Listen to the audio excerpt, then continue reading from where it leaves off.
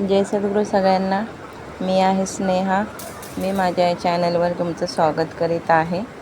आज आपण पाहणार आहोत भेंडीची भाजी कशी करायची. ती झटपट बनणारी ही भाजी आहे. पटकन आपल्याला डब्याला या मुलांच्या टिफिनसाठी बनवायचं असेल तर पटकन बनवू शकणारी भाजी आहे.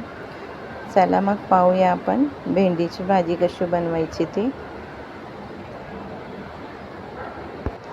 मी पाव किलो इतकी भेंडी घेतलेली आहे. तिला अशी बारीक बारीक कापून घेतलेली आहे. आपल्याला हवे असेल तर एका भेंडीचे 2 भाग करून त्याला मधून चिरा पाडू शकता.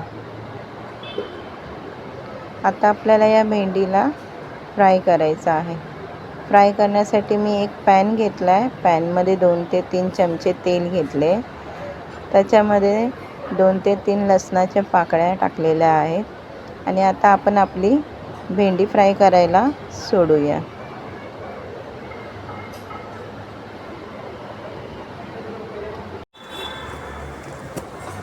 आपली भेंडी ही आपल्याला शॅलो फ्राय होईपर्यंतच फ्राय करायची आहे. जास्त करपवायची नाही आहे तिला. भेंडी फ्राय करताना मंद गॅसवरच आपल्याला भेंडी फ्राय करायची आहे.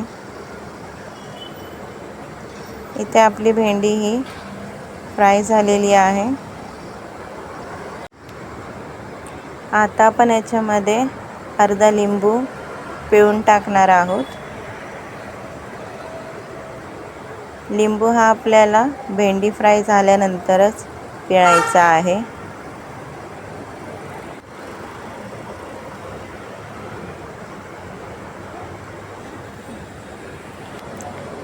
भाजीत लिंबाचे 2 फायदे आहेत. लिंबामुळे आपल्या भाजीचा कलर उतरत नाही आणि आपल्या भाजीला हा थोडासा आंबटपणा येतो. इथे आपली भाजी ही फ्राय झालेली आहे. आता आपण त्याच पॅनमध्ये 2 ते 3 चमचे तेल टाकलेले आहे. आता आपल्याला ह्याच्यात एक कांदा बारीक चिरून घेतलेला आहे. कांद्याला आपल्याला शॅलो फ्राय होईपर्यंत फ्राय करायचा आहे.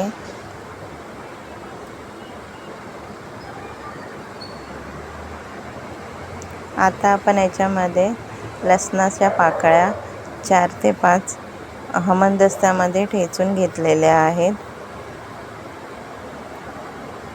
ह्यालाही आपल्याला कांद्याबरोबर परतवायचं आहे. आता आपण याच्यामध्ये एक बारीक चमचा इतकं जिरे घातलेले आहे.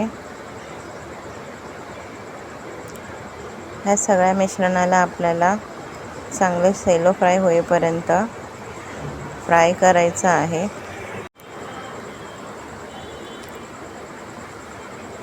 इथे आपला कांदा थोडा लाल झालेला आहे. ह्याच्यात मी 3 ते 4 हिरव्या मिरच्या टाकलेल्या आहेत बारीक कापून.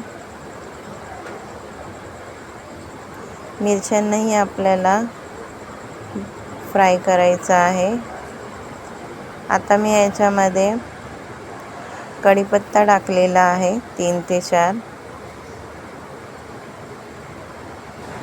आता आपण याच्यामध्ये काही मसाले टाकणार आहोत. 1 चमचा हळद घेतलेली आहे. 1 चमचा लाल तिखट घेतलेला आहे. ह्याच्यात जास्त आपल्याला मसाले टाकायचे नाही आहेत कारण आपण आधीच हिरव्या मिरच्या ह्याच्यात टाकलेल्या आहेत भरपूर. आता आपल्याला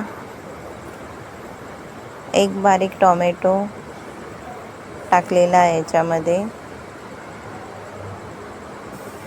टोमॅटोलाही आपल्याला फ्राय करून घ्यायचे आहे. या सगळ्या मिश्रणाला आपण 3 ते 4 मिनटं चांगलं भाजून घेणार आहोत तेलामध्ये.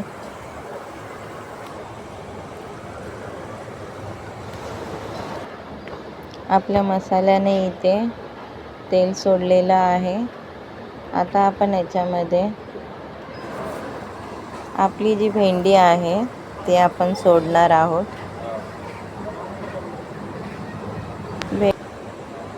आपले हे कांदा टोमॅटोचं जे मिश्रण आहे हे भेंडीला चांगलं आपण लावून घेऊया. चांगलं आपले हे भाजीला हे मिश्रण लागल्यावरती आपल्या ही भाजी आपण 5 ते 7 मिनटं वाफेवरती बारीक गॅसवर शिजवायची आहे. बारीक गॅसवर आपल्याला ही भाजी शिजवायची आहे चांगली. आपल्या भेंडीच्या भाजीत पाणी जात नाही.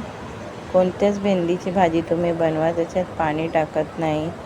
ही एक टीप आहे जी तुम्हाला कळण्यासाठी सांगितलं आहे. इथे मी चवीनुसार मीठ घेतलेलं आहे.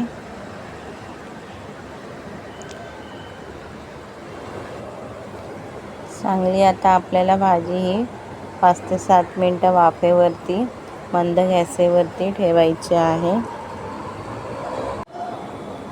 ह्याला आता आपण ढाकण लावून 5 ते 7 मिनटासाठी सोडूया. इथे आपली भाजी तुम्ही पाहू शकता रेडी झालेली आहे. छान अशी आपली भाजी हे तयार झालेली आहे. लिंबू टाकल्या कारणाने आपल्या भेंडीला काळपटपणा आलेला नाही आहे. अगदी हिरवीगार दिसत आहे.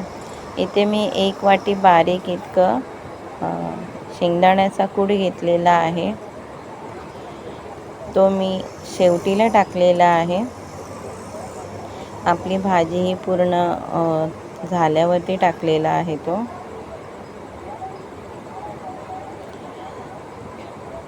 शेंगदाण्याच्या कुट्टीने आपल्या भाजीला खूप छान अशी चव येते.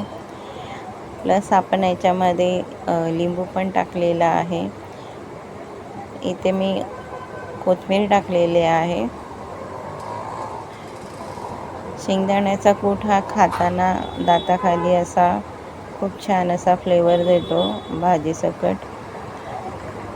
भाजी ही खूप छान अशी बनून रेडी झालेली होती. खायला पण याची चव खूप छान लागत होती. अशी ही भाजी माझ्या पद्धतीमध्ये मी तुम्हाला दाखवलेली आहे. रेसिपी जर आवडली असेल तर सबस्क्राईब नक्की करा आणि ही भाजी मी दाखवलेली तुम्ही नक्की घरी करून पहा आणि बनून झाल्यावर मला कमेंटमध्ये सांगायला विसरू नका भाजी झालेली कशी ती. झटपट बनणारी ही भाजी आहे. ह्याला वेळ लागत नाही. पटकन अशी बनून रेडी होते कारण आपण आधी आपल्या भेंडीला फ्राय करून घेतो. त्याच्यामुळे ही पटकन अशी तयार होते. मुलांच्या डब्याला नवऱ्याच्या डब्याला अशी पटकन बनणारी ही रेसिपी आहे. रेसिपी माझी जर आवडली असेल तर सबस्क्राईब नक्की करा. कमेंटमध्ये सांगायला विसरू नका. भेटूया आपण पुढच्या रेसिपीला. तोपर्यंत चांगलं खा. सद्गुरू कृपा आहे. उत्तम रहा. जय सद्गुरू सगळ्यांना.